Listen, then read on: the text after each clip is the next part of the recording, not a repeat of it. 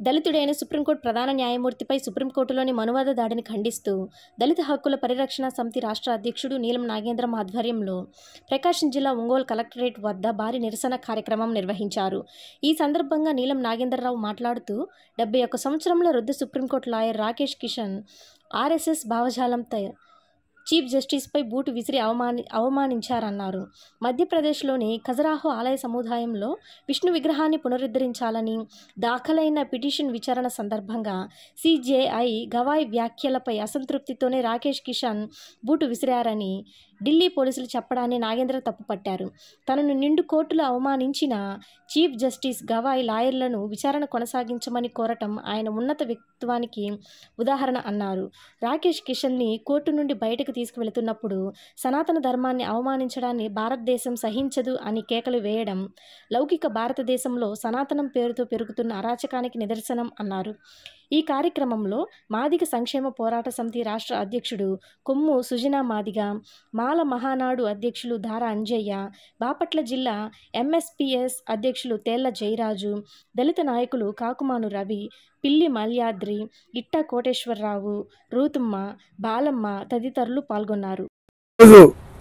భారతదేశ న్యాయ చరిత్రలోనే ఒక కళంకమైన రోజు, బ్లాక్ డే రోజు.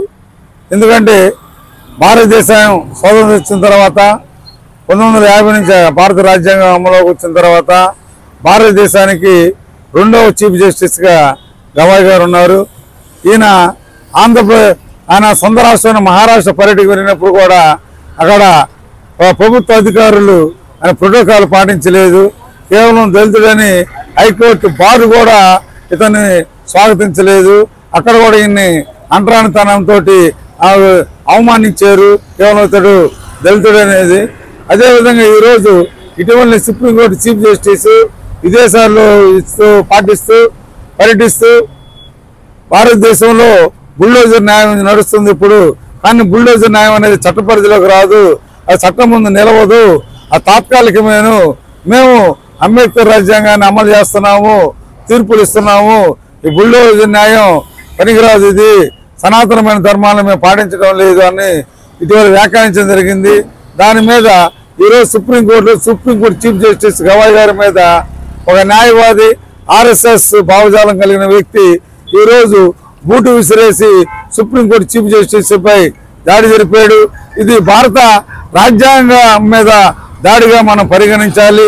ఎందుకంటే మామూలుగానే ఒక విధి నిర్వహణలో ఉన్న హోంగార్డ్ని అడ్డుకున్నా కానీ అది ప్రభుత్వం చాలా సీరియస్గా తీసుకొని నాన్ అవైలబుల్ కేసులు పెట్టి అరెస్ట్ చేసింది.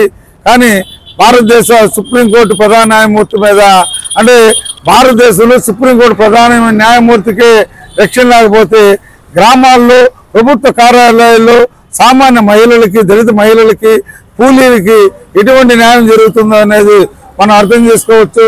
భారతదేశం ముఖ్యంగా ఈ కేంద్ర ప్రభుత్వంలో బీజేపీ సర్కారు అమలు వచ్చిన తర్వాత సనాతన ధర్మం పేరుతోటి మనుషుల్ని తినే ఆహారం మట్టి మీరు బడికి పోవటానికి లేదని, గుళ్ళకే పోవాలని, మసీదులు పోకూడదని, చర్చిలు పోకూడదని, తినే ఆహారం మీద ఆంక్షలు విధిస్తుంది, సనాతన ధర్మం పాటిస్తుంది. ప్రజలందరూ కూడా హిందూ మతం దాటిన వాళ్ళని కూడా శిక్షిస్తుంది, చట్టాలు చేస్తుంది. ఆర్ఎస్ఎస్ హిందూ మత చట్టాలు మన మనుస్మృతి అమలు చేస్తుంది.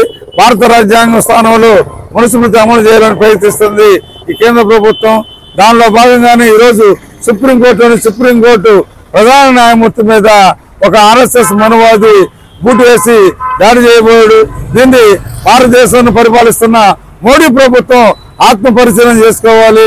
వాళ్ళు చెబుతున్న ఈ ప్రభావం, సనాతన ధర్మం, మతత్వవాదం ఎలాగా మనుషుల రక్తనాళాలకు ఎక్కి ఏ విధంగా ఫాసిస్టులాగా సైకోలాగా వ్యవహరిస్తున్నారు. కాబట్టి దీని మీద వెంటనే సుప్రీంకోర్టు ప్రధాన న్యాయమూర్తిపై జరిగిన సనాతన మన పవర్ స్టార్ పవన్ కళ్యాణ్ గారు స్పందించాలి. చంద్రబాబు నాయుడు కానీ, మోడీ కానీ ఈ సుప్రీంకోర్టు ప్రధాన న్యాయమూర్తి జరిగింది. భారతదేశంలో దళితులకి సుప్రీంకోర్టులో కూడా సుప్రీంకోర్టు జస్టిస్కి రక్షణ లేదని తెలియజేసింది అంశం. కాబట్టి ఇది అమానుషమైనది ఈ ఘటన. కాబట్టి అనాగరమైన ఈ ఘటనని అందరూ ఖండించాలని చెప్పి, అదేవిధంగా దాడి చేస్తున్న లాయర్ను ఊపా చట్టం కింద అమాయకులను తీసుకెళ్లి ఊపా చట్టం కింద అరెస్ట్ చేస్తున్నారు. రాజద్రోహం నేరం కింద అరెస్ట్ చేయాలని చెప్పి మేము డిమాండ్ చేస్తున్నాం.